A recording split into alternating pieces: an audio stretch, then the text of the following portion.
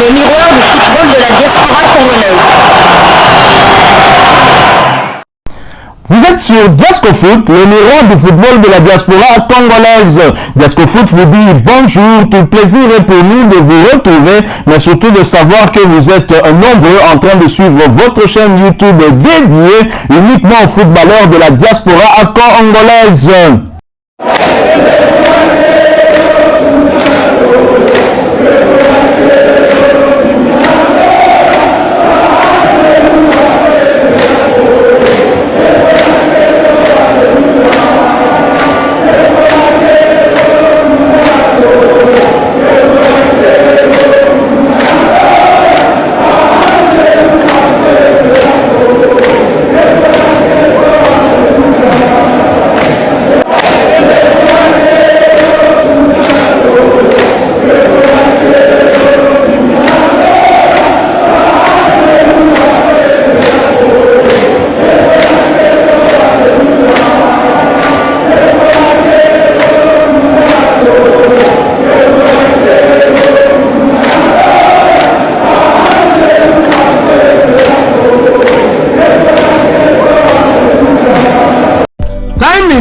C'est l'heure de partager avec vous quelques news que nous avons pu récolter pour vous, des news concernant la tanière de léopard de la République démocratique du Congo. Vous le savez, hier, les léopards avaient rendez-vous avec les crocodiles du Nil soudanais dans le cadre de la 6e et dernière journée des éliminatoires de la CAN Côte d'Ivoire 2023. Et les léopards ne se sont pas loupés, en effet, ils ont dominé le Soudan et se sont qualifiés pour la prochaine CAN qui aura lieu du côté de la Côte d'Ivoire. Les léopards ont dominé les crocodiles du Nil du Soudan hier samedi 9 septembre au stade des Martyrs de Kinshasa sur le score de 2-0. Par cette victoire, nos fauves se qualifient pour la phase finale de la CAN en Côte d'Ivoire. Le premier but de la RDC avait été inscrit à la 7e minute et c'était l'œuvre de Théo Bongonda sur une passe décisive de Charles Piquet, le joueur de Cremonese en série B italienne. Mais après ce but plutôt matinal, les léopards vont baisser de régime. Par moments, ils ont multiplié des descentes dangereuses dans le camp soudanais, mais sans pour autant en parvenir à les concrétiser. Ces assauts ont poussé les Soudanais à jouer désormais repliés dans leur propre camp, rendant encore plus difficile la tâche à nos léopards, car des espaces étaient verrouillés. Les deux équipes seront renvoyées au vestiaire sur ce score d'1-0. À la reprise, les crocodiles du Nil du Soudan ainsi que les léopards s'observent avec un jeu sans agressivité et peu rémisant. Dans les gradins, le public qui accusait des signes de déception restait tout aussi silencieux. De part et d'autre, il y a eu par moments quelques actions d'éclat, des occasions nettes de but qui ont été malheureusement ratées.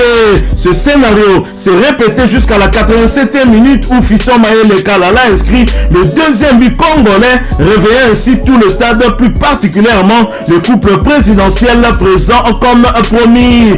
2 ans après sa désillusion lors des éliminatoires de la dernière CAN Cameroun 2021, la République démocratique du Congo va renouer le fil de son histoire avec la CAN. Cette victoire 2-0 a non seulement permis à la RDC de se qualifier pour la prochaine CAN après son absence lors de la dernière édition qui s'est jouée en 2021, mais aussi de concrétiser sa belle performance avec cette remontada dans ses qualifications. Rappel, les léopards avaient été battus lors des 2 premières journées et donc n'avaient d'autre choix que de chercher à remporter tous les 4 matchs restants pour espérer à gagner l'un des tickets qualificatifs pour la prochaine CAN. Et Sébastien Desabre et ses hommes ont terminé à la première place du groupe I avec 12 points. Ils sont suivis de la Mauritanie qui compte 10 points, du Gabon 7 points et du Soudan qui ferme la marche avec 6 petits points. Alors cette victoire est très encourageante car c'est la 3e victoire consécutive sans encaisser de but. À désormais moins de 4 mois du début de la prochaine CAN, on peut espérer faire une bonne figure avec cette équipe franchement. Alors, revenons un peu sur la performance du néo-léopard Charles Piquel qui s'est très vite intégré dans cette sélection. Tenez, première sélection pour le sociétaire de Cremonese en série B italienne, deuxième division italienne, premier match, première titularisation et premier assist. C'est lui qui donne ce ballon de but à Théo Bongonda pour l'ouverture du score à la 7e minute. Non, c'est tout simplement formidable. Charles Piquel a conquis le stade des Martyrs hier, samedi 9 septembre. Il a conquis le public difficile, public de la RDC. Cette action qui mène à l'ouverture du score part pourtant de la défense avec Chancel Mbemba Mangoulou qui va demander à son compère en défense centrale Dylan Batumbisika de passer le ballon à Charles Piquel dans l'entrejeu. Une fois que ce dernier l'a reçu, il lance Théo Messi, Théo Bongonda qui part à la limite du hors-jeu sous les yeux du juge de ligne parfaitement aligné du reste. Théo Bongonda qui avait pourtant la possibilité de passer le ballon à Cédric Bakambu complètement esselé au point de pénalty, mais il a préféré prendre ses responsabilités en utilisant son pied le plus sûr pour convertir cette occasion en but. C'est l'ouverture du score. Le stade des Martyrs exulte et le premier d'entre nous tous prend la première dame dans ses bras pour célébrer le but du Messi angolais. Félicitations à Théo Bongonda qui ne s'est pas loupé, qui d'un plat du pied trompe le gardien soudanais.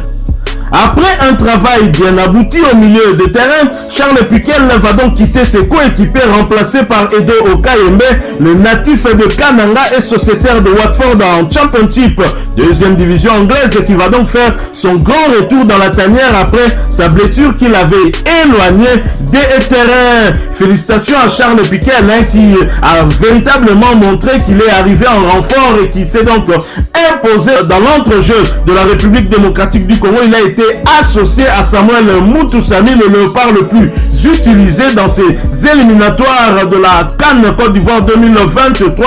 Il y avait aussi Gaël Kaakuta dans cet entrejeu. Les léopards ont donc finalement remporté ce match et donc conservé leur première place dans le classement de ce groupe I. Mais avant que ce match ne puisse débuter, vous le savez, la CAF avait signalé que ce match allait se jouer à la même heure que l'autre match du même groupe, le match qui se jouait à Nouakchott en Mauritanie, qui opposait le Mourabitoun mauritanien aux Panthères du Gabon, match remporté par les Mauritaniens sur le score de 2 buts à 1. Le match a été retardé. Le match a cependant commencé avec un retard de plus ou moins 50 minutes. Il y a eu en effet plus de monde au stade des Martyrs que le seuil autorisé par la Confédération africaine de football.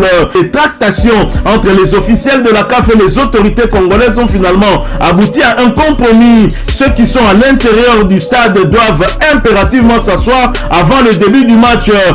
Plus d'accès pour les spectateurs qui sont dehors. Voilà donc cet incident qui finalement a failli en tout cas créer des problèmes à nos léopards qui pourtant devaient jouer ce match dans la sérénité, cette sérénité qui a un tout petit peu manqué à cause de ce problème organisationnel. Je pense que au niveau du gouvernement, on doit prendre des dispositions et des têtes doivent tomber. Je suis sûr, je suis convaincu que la CAF ne va pas en rester là. Il y aura certainement des sanctions. Alors, cette victoire importante malgré tout ce qui s'est passé, le retour de la RDC dans une phase finale de la CAN qu'elle avait manqué lors de l'édition dernière. Nous espérons que nous irons dans cette prochaine CAN en Côte d'Ivoire en conquérant. La Côte d'Ivoire étant un pays qui nous porte bonheur. Rappelez-vous, en 2009, les Léopards remportaient le championnat d'Afrique des Nations. Sa toute première édition, c'était en Côte d'Ivoire avec un trésor Poutumabi, tout feu tout flamme, le trésor national. Il n'en a pas deux. Alors, on connaît désormais les 21 qualifiés sur les 24 possibles. Voici donc la liste de ces 21 qualifiés. Nous avons la Côte d'Ivoire, pays hôte, l'Algérie, le Burkina Faso, le Cap-Vert. Il y a l'Égypte, la Guinée équatoriale, la Guinée ainsi que la Guinée-Bissau. Le Mali, le Maroc, le Nigeria et le Sénégal sont également qualifiés. L'Afrique du Sud, notre prochain adversaire, le 12 septembre prochain en match amical, qualifié aussi. La Tunisie, la Zambie ainsi que le Ghana, l'Angola, la Tanzanie, la Mauritanie, le Mozambique ainsi que la République démocratique du Congo. Nous attendons 3 pays qui doivent compléter cette liste. Encore une fois, félicitations à nos fauves. Nous reviendrons avec une analyse beaucoup plus élaborée lors de nos prochains sujets pour revenir sur cette rencontre et surtout sur la manière dont ça s'est déroulé avec l'équipe qui a débuté le match et le choix de Sébastien Desabre. Nous allons donc analyser tout cela, mais dans les prochains jours. Pour l'heure, nous voulions célébrer cette qualification, une qualification qui est venue dans la douleur, parce que si Sébastien Desabre n'avait pas réussi à nous qualifier, je ne pense pas qu'il y aurait eu un Congolais qui se serait plaint, parce qu'il a débuté avec un retard de 6 points. Il faut le faire, terminer premier, c'est pas rien. Félicitations à Sébastien Desabre, mais félicitations à tout le groupe qui s'est donné sur le terrain et félicitations à tout le staff technique. Voilà, nous sommes arrivés à la fin de ce sujet. Si vous l'avez aimé, n'hésitez pas à nous laisser un maximum de j'aime. N'hésitez pas non plus à partager avec nous votre opinion. Si vous en avez une par rapport au sujet que nous venons de vous proposer, laissez-la nous à travers un commentaire. Abonnez-vous si vous êtes nouveau ou ancien, que vous ne vous êtes pas encore abonné sur cette chaîne Diascofoot, parce que nous sommes le miroir du football de la diaspora congolaise. Et n'oubliez pas qu'en vous abonnant apparaîtra une petite cloche de notification. Cliquez dessus pour ne plus rien manquer des prochaines vidéos que nous allons vous proposer. Encore une fois, merci à vous, avec espoir de vous retrouver très bientôt avec un autre sujet d'actualité. En attendant, portez-vous bien et Diascofoot vous dit au revoir.